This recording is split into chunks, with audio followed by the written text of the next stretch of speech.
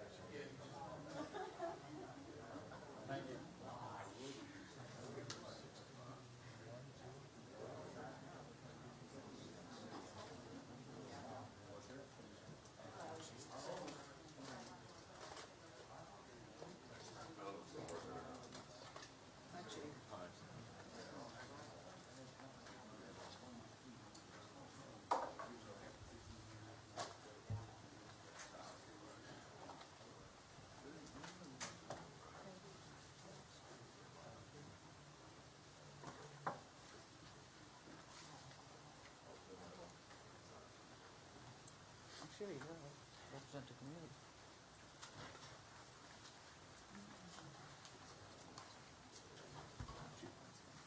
Stand by for us, please.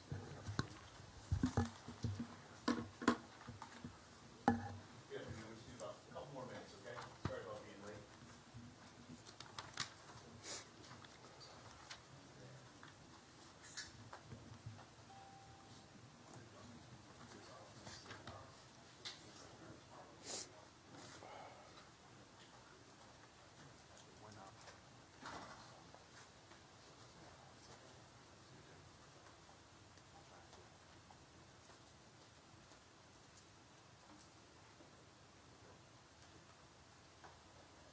Let me know when. Yes, sir. Okay.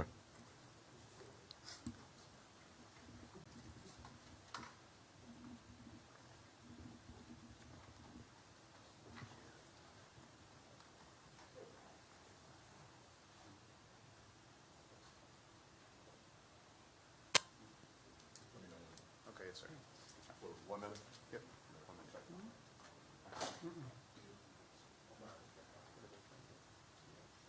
Sorry, you don't have to say that. We're good. Thank you for your patience.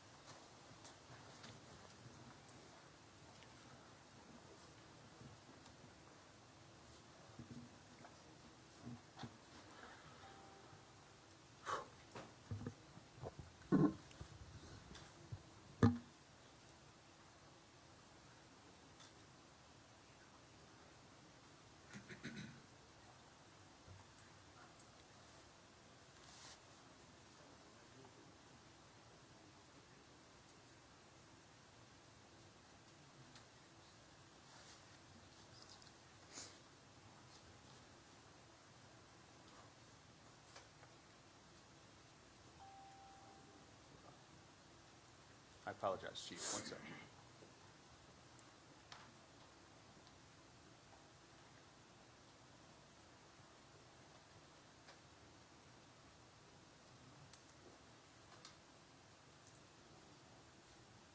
Why do we not test stuff before we start?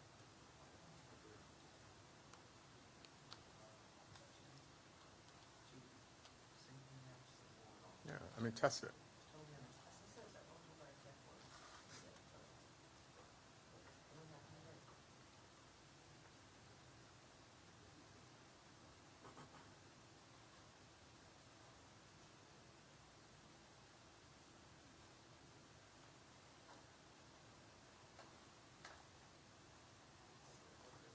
Let's take 10 minutes. I'm not going to all stand here.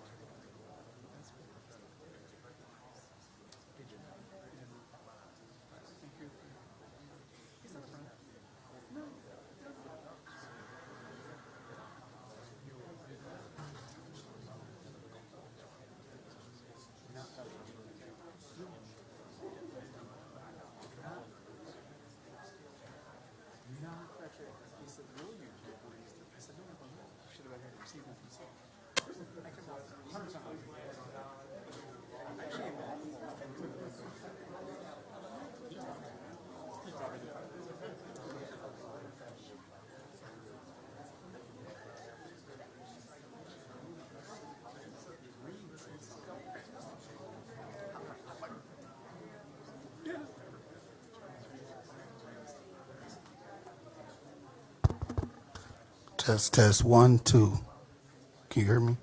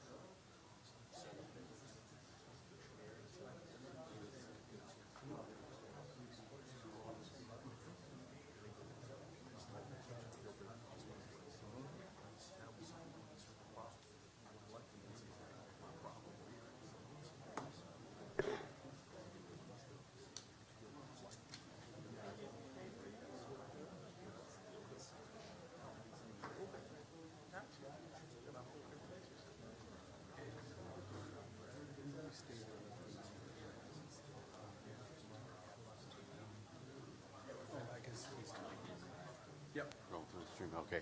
Test 1 2 1 2. Testing 1 2. Test 1 2 1 2. Test 1 2.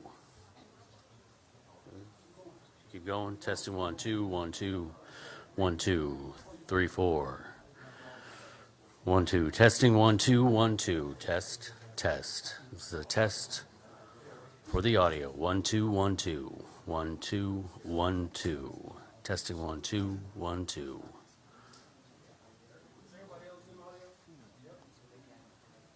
Okay.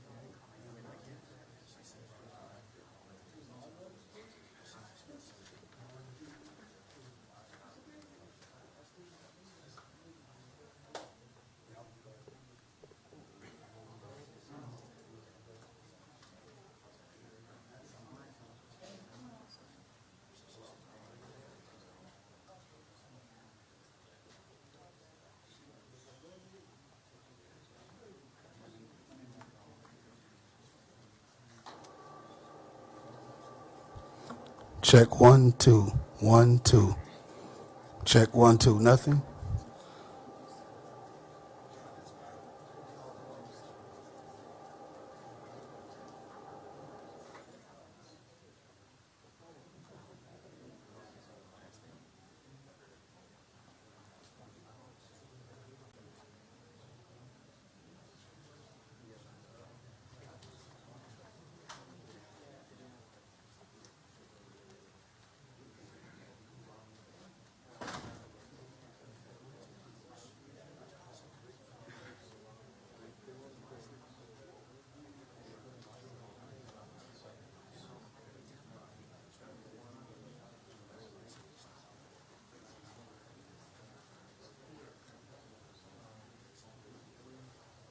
Check 1 2. Check 1 2.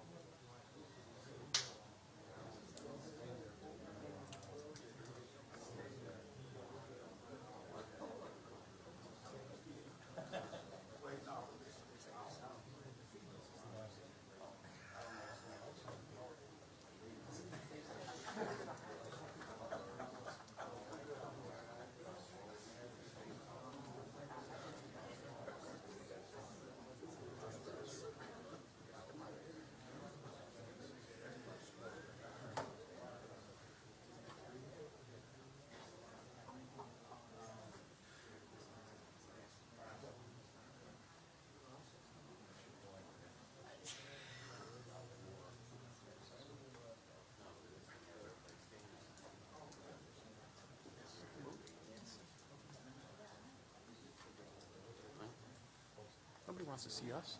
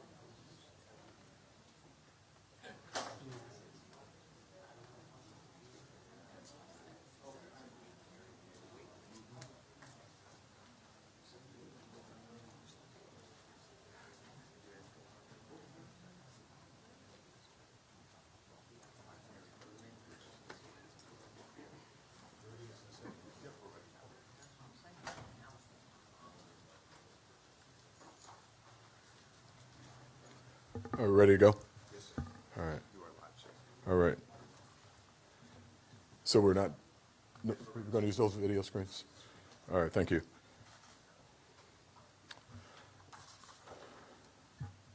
Good afternoon. Thank you for being here for this briefing. Before I get started, I'm going to allow everyone on the dais here to introduce themselves, starting to my left with Deputy Chief Hayes. Police Commissioner, Vice Chair, Ryan Ferguson. Police Commissioner Linda Bernard. Deputy Chief Mark West. Ron Wilson, Deputy Chief Detective Bureau. Commander Michael Chambers, 2nd Precinct. Captain Derek Nate, 2nd Precinct. David LaValle, Assistant Chief. Charles Fitzgerald, Assistant Chief. Todd Bettison, Deputy Mayor. Eric Ewing, Deputy Chief, Eastern Operations. Deshaun Sims, Deputy Chief, Western Operations. William Sims, Captain, Internal Control. Director Christopher Gravlin, Professional Standards Bureau. Again, thank you all for being here. Today is a somber day for the Detroit Police Department. Candidly, we were robbed. We were robbed of one of our heroes. The city was robbed of a great father, a great police officer, a great brother, a great son, and a great husband. And we should all be outraged. We should be outraged. This is unacceptable.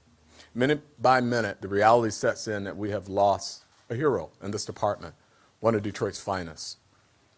We are devastated, but we are not defeated. We are devastated, but we are not defeated. And we will not give up. We're not going to be detracted. We're going to continue to enforce the law constitutionally and get these trigger pullers, these people who victimize our community, who victimize our neighborhoods, off the street in honor of this great officer. But we need help. It's not just us. We need the courts. We need the lawmakers to step up. It's getting a little bit old hearing about what everyone's going to do. It's time to do it. We are willing, but we are resolute in our mission to protect and serve this community. Last night, a Detroit police officer, along with a number of other officers, rushed to Joy Road and Marlowe Street responding to a 911 call for shots fired. Something that happens all too often in our community. And our officers respond day in and day out, even after this incident happened last night. They responded as they often do. They approached the building using their training and their tactics, and they were ambushed. The first officers arriving were ambushed by this gunman. In that vehicle was Officer Courts. He was shot and later died. He was a 40-year-old man serving this community. a father of 2 beautiful children and a husband, and the son of a retired Detroit police officer who loved his son, loved the city so much that he encouraged his son to join the Detroit Police Department, to continue his legacy. He served with dignity and integrity for 5 years. 5 years. That's it.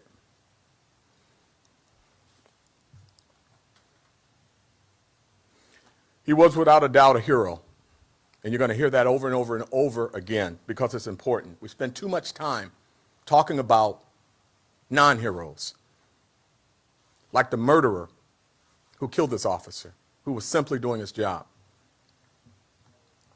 To his family, words cannot say what I need to say. I don't have the words. It's unconscionable. Yesterday was simply the worst day of this family's lives, period. I don't have words to make them feel better. I can only tell them that over time, the pain may get a little easier, but I can't guarantee it. The only thing that I can promise you is that we will never forget him, his service to this community, and we will continue to enforce the law in his honor and others like him. But again, we need help. We lock them up, keep them locked up. If you violate the law, there needs to be a penalty for it. I don't see anybody fearing a penalty for it. To his partner, Officer Hudgens, she's also a hero. I've watched many videos in my 26-plus year career in this department.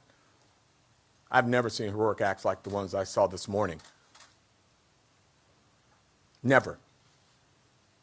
When they were ambushed, upon making that run, they had no chance. The officers responded in minutes. They had no chance. They had backup. They used their training and their tactics.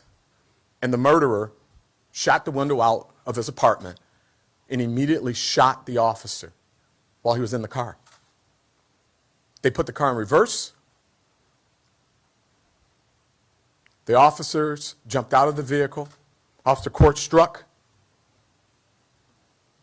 attempted to gain cover, but he was already hit in a major artery. He was dying. He collapses down on the ground. His partner, Officer Hudgens, began to administer first aid. Other officers who were on the scene try to give them cover. This brazen murderer, after shooting the officer, walks out of the building and proceeds towards the officer's vehicle. Officer Hudgens has to make a decision.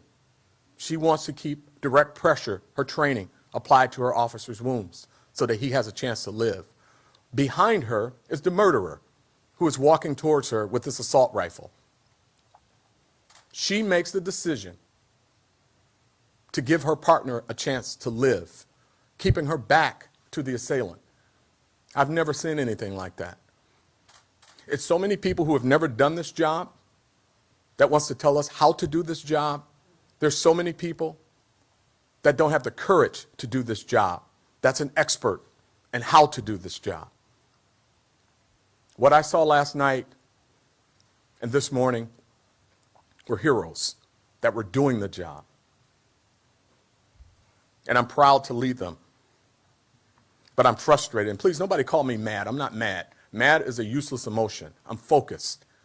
This is unacceptable. And this should be the line. Whatever your tipping point is, this should be it. At this time, I'm going to bring up Director Chris Gravelin from Professional Standards to talk about, in more detail, the timeline of this incident, and then we'll go to the Deputy Mayor for comments. Director.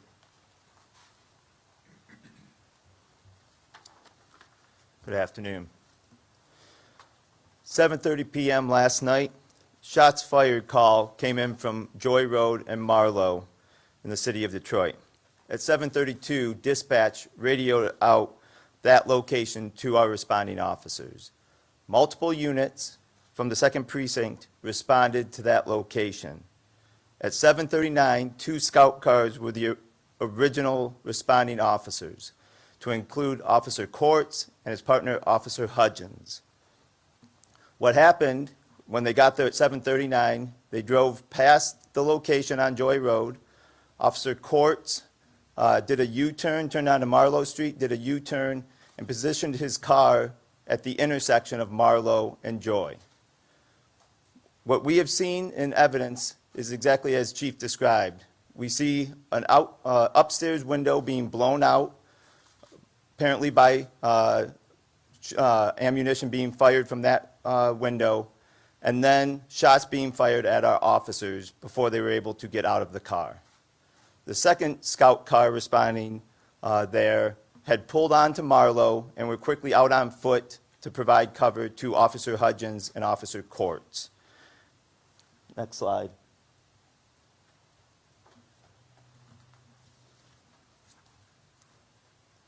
Two additional scout cars also arrived on Joy Road at this time. So at that point, we had 4 responding cars, 8 officers on scene.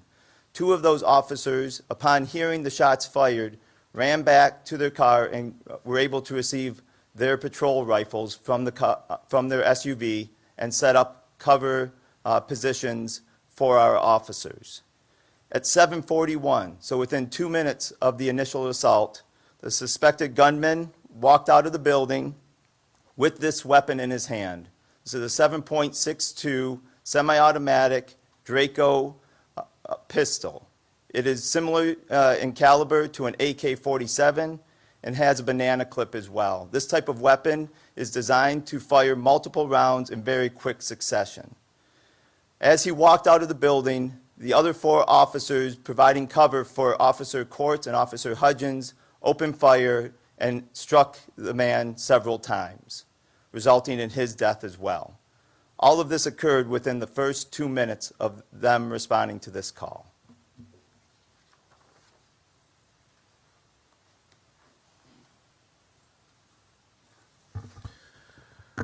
Good afternoon. Todd Bettison, Deputy Mayor. The mayor was at the scene last night. I responded to the scene, to the hospital to support Chief White, brothers and sisters in blue, and just along with a whole host of other supporters of the department, community supporters, just really, really frustrated with this whole occurrence. The gun violence, the senseless violence that we're seeing in our city and across the country. You know, we've already heard enough is enough. We've said that so many times, but like Chief White has said, it's about being focused, it's about deliberate action, and making sure that we support our men and women in blue and support this community. And so, to the Courts family, we will never forget. We won't. And at the appropriate time, we will do everything to make sure that we continuously wrap our arms around the family and continue that support. And then to my DPD's finest, to the men and women that serve each and every day. After what happened last night, the chief spoke to it. You all have scanners. Those 911 calls continue to come in. Our officers are right now answering and responding to protect this community. They're heroes, sheroes, and they continuously do it over and over each and every day. And we have to support them, we have to keep them upright, and we will as a community. I've received many calls from just supporters, the community, even activists, folks who don't agree with us all the time, but they're sending their prayers and well wishes to the chief. And many of them will be holding candlelight vigils for this officer. And we will come up with a solution, and we will work, and we will continue to push and make sure that what happened is not in vain, and we will not settle until we make a difference. So, Chief, Thank you. you definitely have my full support, and thank you all. And if anyone has any questions, we're more than happy to answer them. Before we get into questions, I do want to make a few closing remarks before we get into questions. We owe these officers a debt of gratitude. They are the most courageous people to do this work, particularly at this time. We owe them a debt of gratitude. When you see an officer, remember that. Please. They deserve your support. I support them. This command team supports them. And I am unapologetic about supporting our police officers. They demonstrate excellence in policing day in and day out in a time of extraordinarily high scrutiny. They show up and they perform with the highest level of integrity. I'm not going to stand before you and say we haven't had an incident or incidents, but that should not ever overshadow the overwhelming majority of the men and women of this department that put their lives on the line for you and for me every single day, people they've never met. We need to support them. The lawmakers need to support them. The courts open up, have trials, hold people accountable. And these ridiculous gun crimes across this country, regardless of where you stand politically on owning a weapon, these assault weapons are ridiculous in our communities. And they're causing death, period. So thank you to the Detroit police family. Thank you to our officers for what you do every single day. After that shooting last night, after losing one of our own, the officers were reassigned to the precinct to answer the same type of runs while the officers from the 2nd Precinct grieved. I want to thank this commander from the 2nd Precinct, Commander Chambers and Captain May. I know it's difficult. You have our support. You have this command team support. And we have to make sure that we wrap our arms around these officers, particularly ones at the 2nd Precinct that I know are grieving and hurting right now. You have a good command over there. You all are family. You love each other, and that was evident last night. So thank you for your service. With that, I'll take any questions. Hi, Chief. A couple of questions.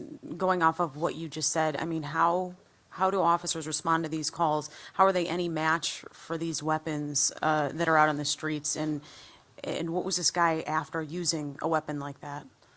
I think he wanted to, my opinion, based on the evidence that I've seen thus far, it is my belief that he wanted to commit suicide by cop. The fact that he murdered a police officer and then casually walked out of the front door and advanced on other police officers as they were rendering aid to the officer he had just murdered, he wanted to die. And he had an assault rifle that was recently purchased, In light of everything that's going on in this country, an assault rifle that was recently purchased. Counterintuitive that we would be selling assault rifles at this time. We can't even slow that down. So after murdering the officer, he's now advancing on other officers who followed their training, acted appropriately, and stopped the threat. And then when they were done administering first aid to the officer, you know what they did? They administered first aid to the person who murdered the officer. What more can they do? Elaborate a little bit on Officer Hudgens' actions. I mean, she had to make a choice there that is unbelievable. She made a choice that many people in the same circumstance would say they would make, but it's the first time I've ever seen anyone make it. She made a decision to put her life not on the line. I think she just prepared to die. She braced herself to be shot in the back of the head or in the back while she administered first aid. So he's advancing on her with an assault rifle. She's administering first aid. She's got her hand on the wound, applying direct pressure. Directly behind her, basically where Director Gravelin is standing, he's advancing on her with the with the assault rifle, the Draco. And she glances back, braces herself, and continues to apply direct pressure. Thankfully, there's another officer there who stops the threat. She's a hero. She's beyond hero. Chief, a couple of questions. The first one, I know you don't want to discuss the murderer in detail, but you did make note of the fact that you felt that other people need to act. Was this person who had this gun known to DPD? And might he have been in prison otherwise, or other issues that may or may not have been addressed? I am looking into whether or not a warrant was submitted for assault with intent to commit murder.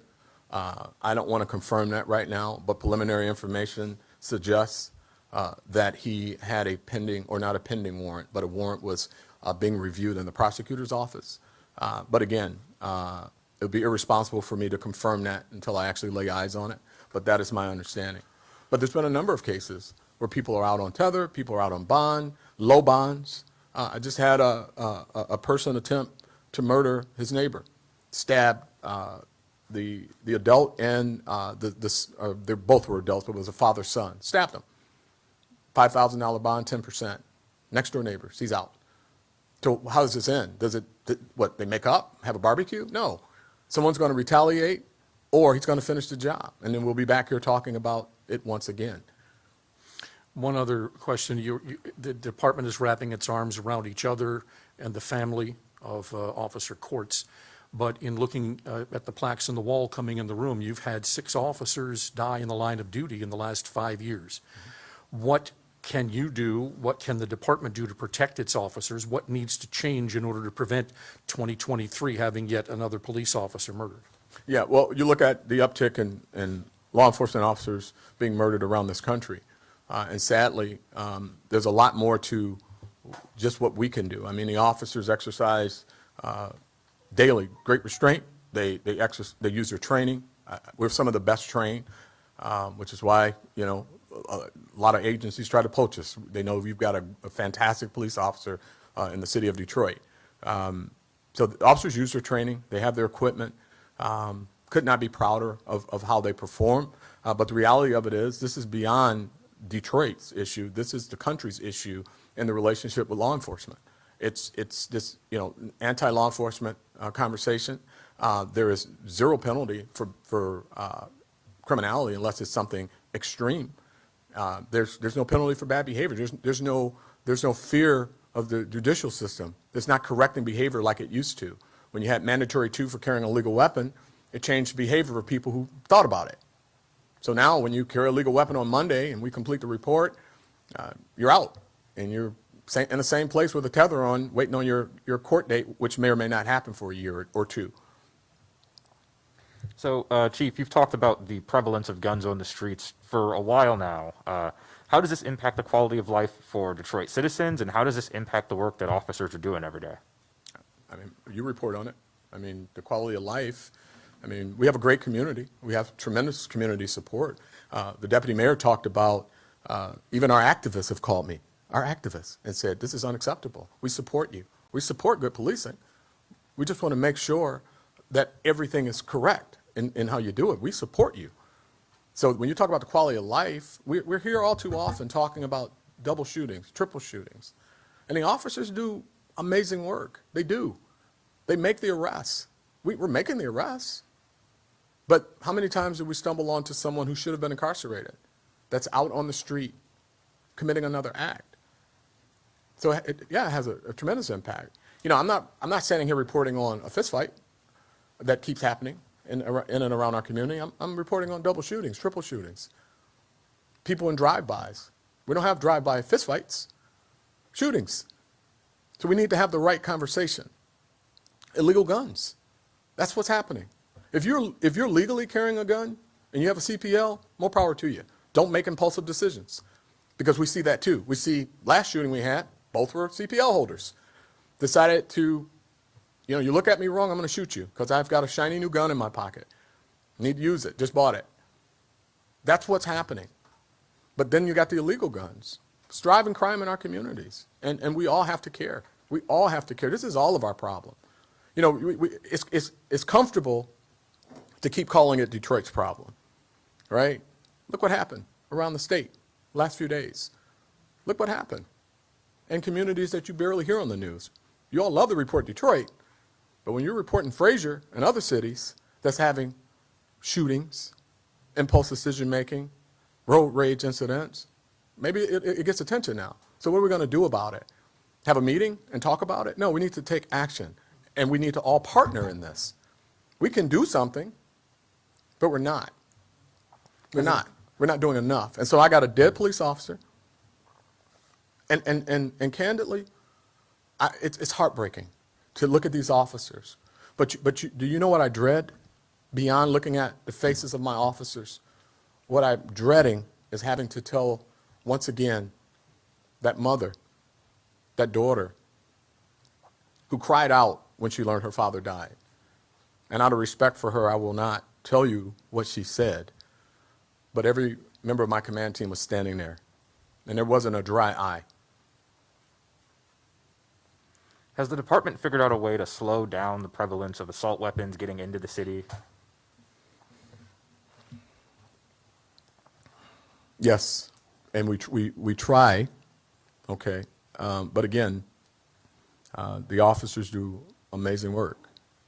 But we are not the whole judicial process, right? We submit warrants, warrants get reviewed, warrants get signed, courts, penalty, absolute penalty.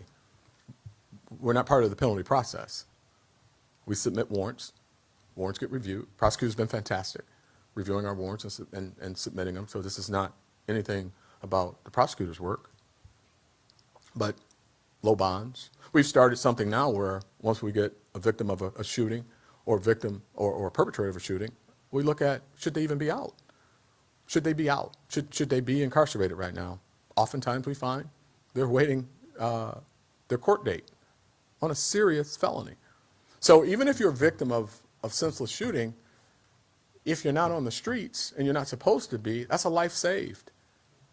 Because there's a lot of retaliatory stuff that's happening too. So. All right, thank you. You mentioned the Draco semi-automatic firearm. Are these weapons that people should have access to? And when I say people, I mean civilians. Should they have them? Well, you know, my position is my independent position with regards to should they. That's a personal view that I have, and I absolutely feel they should not. An assault rifle is just for that. Okay, it's not a hunting rifle. It's not for hunting deer in November. That's not what it's about. This is an assault rifle. So that's my opinion. But what we're going to do is enforce the law constitutionally, and if you're using those weapons illegally, then we will deal with that. Are you surprised that more people in law enforcement don't share your views when it comes to assault weapons? I don't know what other people in law enforcement what views they share and how they compare to mine. I don't. I have a police department to run and men and women to lead and a city to do everything I can in my power to keep safe, and that's what I'm focused on. I haven't sat at a round table with other officers from other agencies discussing their personal views. We talk about how we can collaborate and reduce crime in our communities. So, but I don't know that to be factual. All right. Hi. I was wondering if you were able to reveal the name of the suspect. We have a confirmation on the name of the suspect. Yeah. We can provide it. Okay. We'll get it to you. Awesome. I didn't want this to be about him. I know. I want this to be about our hero. And so I purposely did not want to talk about the murderer by name. But we'll get the name to you. Do you know if he purchased the gun legally? We're looking into the facts surrounding that. We know at this point that the gun was purchased within the past 2 weeks. We know that he was likely present when the gun was purchased, but I have not confirmed if, in fact, he purchased it. But we're looking into it.